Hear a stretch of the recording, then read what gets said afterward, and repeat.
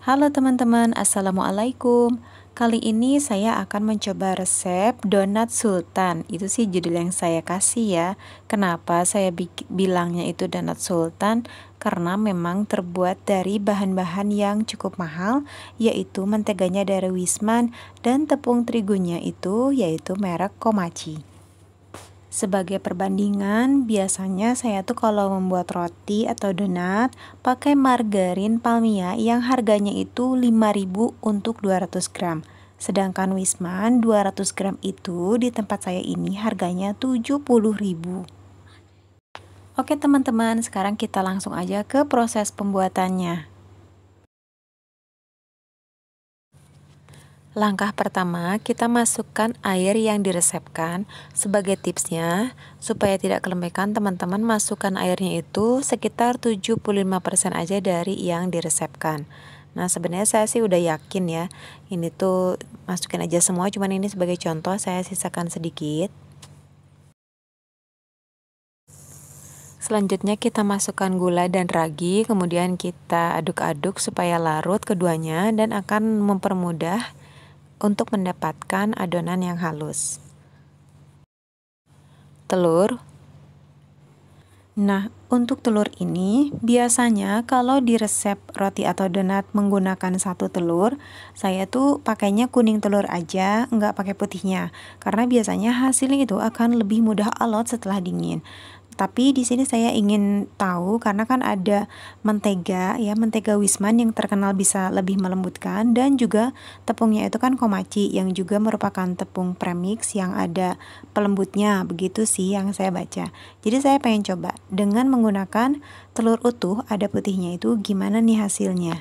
Kecuali misalnya di resep itu 2 telur, nah biasanya saya masih bisa 1 telur utuh ditambah 1 kuning telur. Oke, kita lanjutkan ya. Aduk rata. Selanjutnya kita siapkan bahan kering, terigu, maizena, dan juga garam. Sedikit diaduk, lalu kita masukkan bahan cairnya, atau sebaliknya boleh, bahan keringnya masukkan ke bahan cair. Di sini kita bantu dulu untuk hidrasi dengan scraper atau boleh langsung dengan tangan ya. Nah, ini kalau teman-teman merasa adonan itu dirasa kering, baru sisa air yang tadi sempat disisakan kita masukkan. Selanjutnya kita bantu pakai tangan supaya airnya itu terserap oleh bahan kering. Di sini sih saya merasa ini adonannya agak kaku, agak kering, tapi saya nggak akan buru-buru menambahkan air. Karena kan ini belum masuk bagian lemak. Nah, ini kita masukkan bagian lemaknya di sini pakai mentega. Kita uleni ya seperti ini supaya terserap. Jadi saya ini akan menguleni dengan hand mixer, tapi karena hand mixer itu kapasitasnya sedikit ya, ini tuh melebihi kapasitas kekuatan hand mixer saya. Jadi di awal ini dibantu dulu dengan tangan supaya nanti hand mixernya tidak terlalu kerja keras. Oke, ini saya kelupaan, makanya kenapa tadi terasa kering ya adonannya. Ternyata memang ada bahan yang lupa, yaitu susu kental manis atau creamer kental manis, dimana ini pun memiliki kandungan air. Jadi kenapa tadi dirasa kering ya. Begitu masuk kental manis ini, adonannya dirasa sudah lebih lembab dan lebih lentur. Baik, sekarang kita gunakan mixer, tapi jangan diaduk seperti kita nge-mix bolu ya. Kita angkat dari satu sisi, angkat ke atas, dia akan ketarik. Jadi nanti setiap bagian itu akan terkena spiral mixer ini. Karena kan ini melebihi kapasitas hand mixernya. Jadi kalau kita biarkan begitu saja diaduk seperti normalnya hand mixer menguleni adonan, itu nanti dia akan patah, akan rusak, akan terlalu berat adonannya. Jadi ini mengakalinya seperti ini ya, jadi dia kerjanya ringan. Baik teman-teman, ini tuh udah 7 menitan dan hand mixernya tuh udah kerasa hangat menjelang panas. Ini saya udah berhentikan aja daripada kenapa-napa nanti hand mixernya. Nah, kemudian saya coba cek gimana teksturnya dan sudah membentuk gluten ya, seperti ini. Gluten itu kalau dilihat seperti ini, seperti membran tipis. Nah, seperti ini. Sebenarnya kalau mau lebih baik lagi, coba ditambah lagi ya durasi menguleninya. Tapi memang hand mixernya itu harus kita pantau panas enggaknya. Baik, jadi ini udah terbentuk gluten. Jadi saya akan diamkan aja resting. Itu juga akan bantu memperbaiki kualitas adonan kita dengan resting 10 menit, 15 atau 30 menit boleh. Jangan lupa ditutup supaya nggak kering adonannya. Setelah resting 15 menit, ini lebih shiny ya adonannya. Total adonannya ini seperti ini. Jadi biasanya total adonan itu akan kurang lebih 2 kali lipat dari jumlah terigu, mendekati ya. Kita coba lagi setelah di resting, kita lihat ini terasa lebih lentur. Resting ini juga bisa termasuk fermentasi awal ya, tapi dengan durasi yang lebih singkat. Kalau lebih lama itu kan nanti adonannya akan lebih mengembang dan akan lebih banyak gas yang terkandung di dalamnya.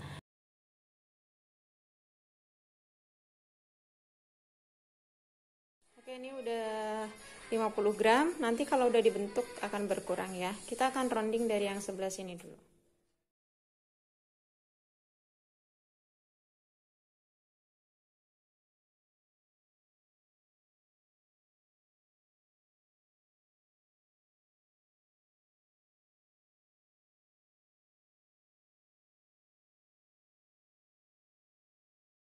Setelah di rounding, kita akan masuk resting atau istirahatkan adonan kurang lebih 15 menit untuk relaksasi gluten supaya mudah dibentuk. Jangan lupa ditutup adonannya. Setelah kurang lebih 15 menit, kita akan masuk ke fase pembentukan akhir dan kita akan membentuk dari yang pertama kali tadi di rounding. Siapkan tepung terigu untuk membantu kalau nanti adonannya itu agak lengket-lengket.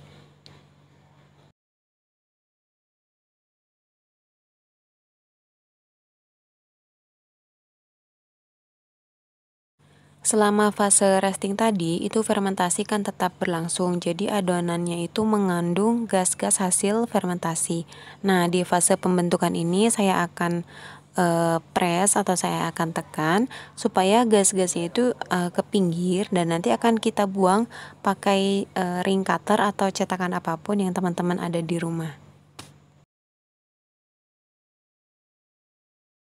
Kalau diameter adonannya itu masih lebih kecil dari cetakannya, kita press lagi supaya lebih besar sedikit ya dari si cetakannya, sehingga nanti bagian sisinya bisa terbuang.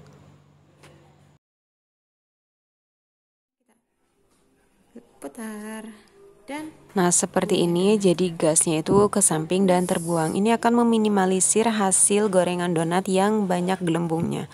Untuk alasnya ini bisa pakai kertas nasi atau kertas roti yang ditaburi tepung terigu. Ini nanti akan memudahkan saat kita mengangkat ke penggorengan.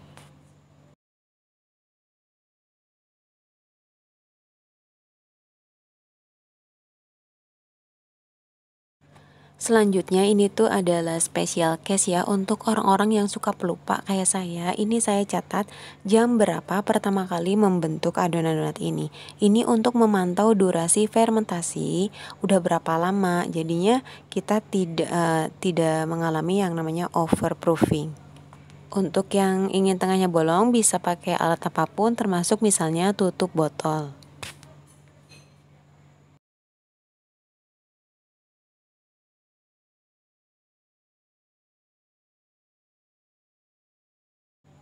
Setelah semuanya selesai dibentuk, kita akan masuk ke fase fermentasi akhir dan jangan lupa ditutup supaya adonannya tetap lembab atau tidak mengering.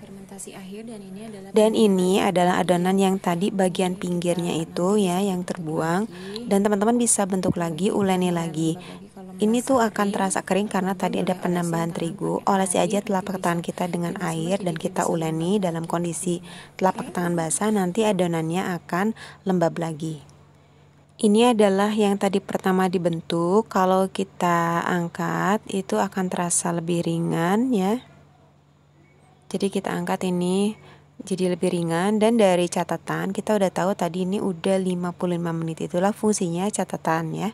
Dan kalau kita sentuh seperti ini akan meninggalkan bekas tekanan dari jari kita, itu menandakan salah satu ciri ya, fermentasinya itu udah cukup.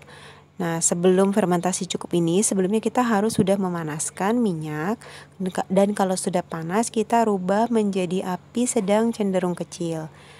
Jadi jangan sampai fermentasi akhir sudah selesai baru kita panaskan minyak, itu akan potensi nanti kita overproofing untuk donat yang pertama kali dibentuk. Kalau dimasukkan sumpit kayu dan itu ada gelembung, berarti salah satu ciri sudah cukup panas minyaknya. Kita masukkan donat yang pertama kali tadi dibentuk.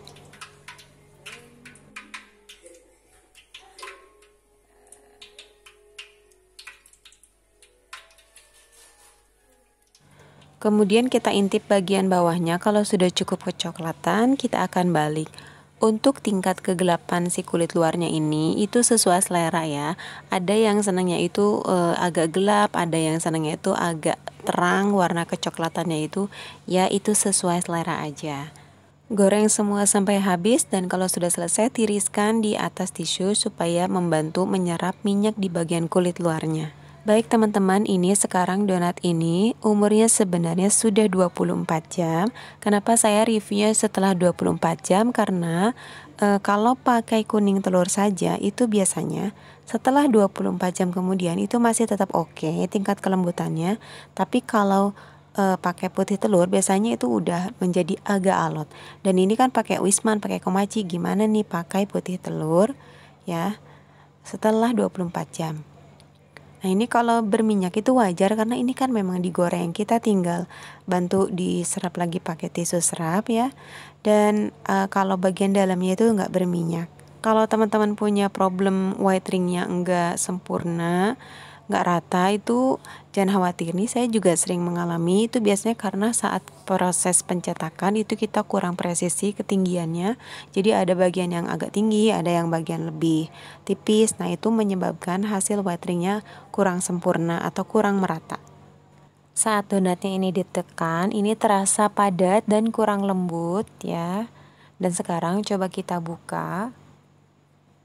Kalau secara visual ini memang bagus lembut, tapi kalau kita rasakan dengan tekanan ini ya, dengan cara menekan seperti ini dan juga saat kita makan, itu memang tidak selembut kalau kita hanya menggunakan kuning telur saja. Kalau kita membuat telur ceplok, teman-teman bisa bedakan tekstur dari kuning telur dan putih telurnya. Tentunya si kuning telur itu akan bersifat lembut ya teksturnya, sedangkan si putih telur itu dia akan lebih padat dan kokoh. Itulah yang terjadi pada donat ini, terasanya setelah dingin itu akan lebih kokoh dan padat. Dan saya kurang suka nih tekstur yang seperti ini. Begitu juga dengan donat yang ini juga sama ya. Ya namanya juga satu resep ya. Baik teman-teman, demikian testimoni saya untuk resep ini.